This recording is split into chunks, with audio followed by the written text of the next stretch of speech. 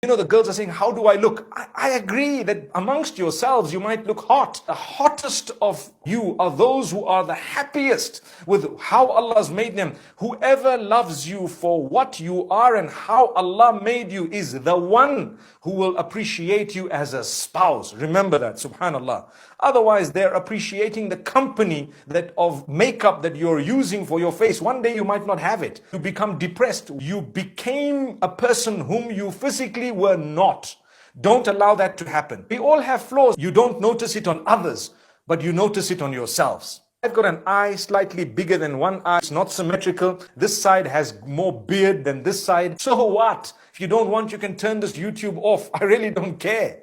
You know, subhanallah, it's fine.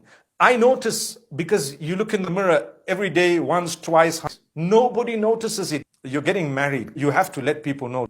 This is what I look like without makeup. And if he says, no way, don't marry him. Honestly,